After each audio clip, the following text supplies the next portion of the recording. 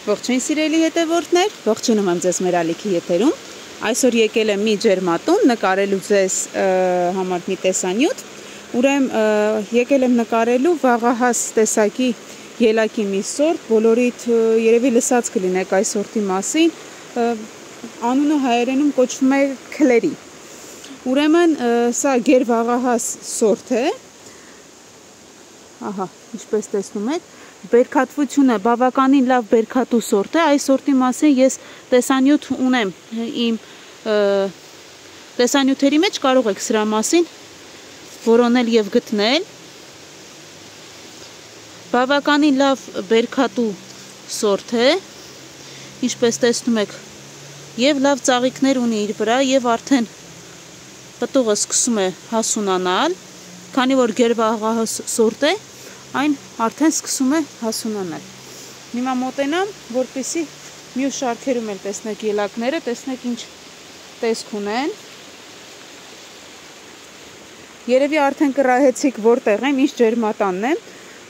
այստեղ ծաղիկներից երևի կռահեցիք, սա այն նույն ջերմատունն է, որտեղ աշնանը ձեզ համար տեսանյութ էի նկարել մատիոլա տեսակի ծաղիկների մասին։ Ուրեմն ջերմատերը փորձել եմ մի փոքրիկ էքսպերիմենտ կատարել, ելակների շարքերի մեջտեղում, այս կենտրոնական հատվածներում, օգտագործել է տարածքը և տնկել է մատիոլա տեսակի ծաղիկները, որոնք ասեմ, որ իդեպ չեն խանգարում ելակներին։ Քոլերը բավականին կոմպակտ են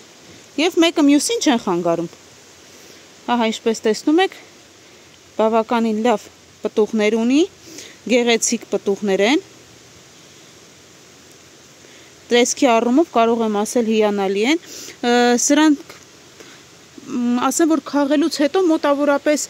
սովորական պայմաններում 3-ից 4 օր ես էքսպերիմենտ եմ արել և 3-ից 4 օր սրանք պարզապես սենյակային պայմաններում շատ լավ դիմանում են։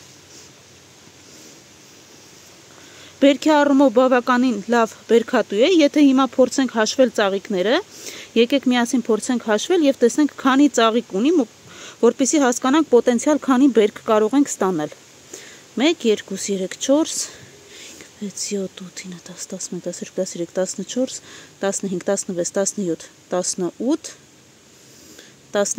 24, 25, 26, 27, 28, 29, 30, 31, 32, 33 և 34։ Ահա, մեկ քոլի վրա կարող ենք հաշվել մինչև 34 ծաղիկ, ես նախորդ տեսանյութերում երբ որ նկարել էի, հաշվել էի մինչև 27 ծաղիկ։ Եթե լավ մշակենք պարարտանյութը ժամանակին տանք և ժամանակին սնեցումները տանք, կարող ենք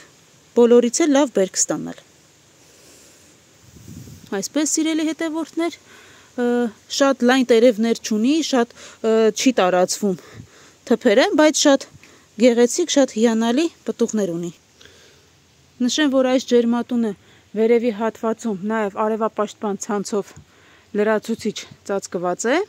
և իհարկե օդափոխման համակարգը շատ լավ է, վերևից և երեկոյան ժամերին ծածկվում է և իհարկե ցերեկ ժամանակ բացվում է և ամբողջությամբ օդափոխվում է։ Սա շատ լավ է, որպեսզի սնկային հիվանդություններ չառաջանան բույսերի վրա և բույսերը կարողանան առողջ զարգանալ։ Ինչպես տեսնում եք, նաև ծաղիկներն էլ չեն խանգարում բույսերին, բույսերը հիմա ես ձեզ որ վերևից ցույց տամ, դուք կտեսնեք, որ մեկը մյուսին չեն խանգարում։ Նշեմ, որ ելակները այստեղ դրվել են աշնանը և արդեն ձմռանը մնալուց հետո վաղ գարնանից այստեղ ակրովալակնոյով, ակրոսպան կոչված այդ նյութով ծածկվել են և հիմա նոր վերջերս բացվել են, քանի որ արդեն մատիոլաներին էլ խանգարում են, մատիոլաներն իրենց չափով ավելի բարձր են և դեռ պետք է բարձրանան, ապա հանվել է այդ թաղանթը, մնալով միայն ելակները։ Ջերմատան ջերմաստիճանը բավականին նպաստավոր է, որպեսզի լավ բույսերը կարողանան այստեղ զարգանալ։ Ինչպես տեսնում եք, ահա վերևի հատվածներում էլ կարող եք տեսնել, և պտուղներն են շատ լավ վիճակում, և թփերն են շատ լավ վիճակում։ Սա հիանալի սորտ է վաղ գարնանը բերք ստանալու համար, որպես վաղահաս սորտ, իրեն ամբողջությամբ արդարացնում է, եթե կցանկանաք առաջին բերքը ստանալ բավականին շուտ, ապա ձեզ խորհուրդ կտամ, որ այս տեսակը կիրառեք։ Ահա ինչպես տեսնում եք, սիրելի հետևորդներ, սա այդ թաղանթն է, պարզապես մոտեցա, որպես ձեզ ցույց տամ։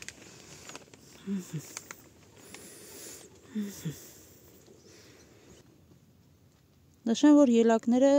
ծաղկավիժում էլ չունեն իրենց մոտ, բոլոր պտուղները շատ լավ աճում են, եթե ծաղկավիժում դիներ, ապա այս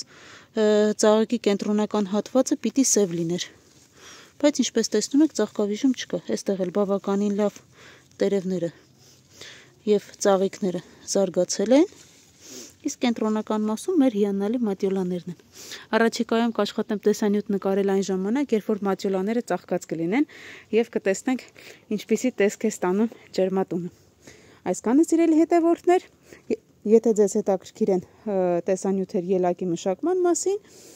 ապա կարող եք բաժանորդագրվել իմ ալիքին, որպեսզի բաց չթողնեք հաջորդ տեսանյութերը։ Դե ինչ, այսքանը, կհանդիպենք։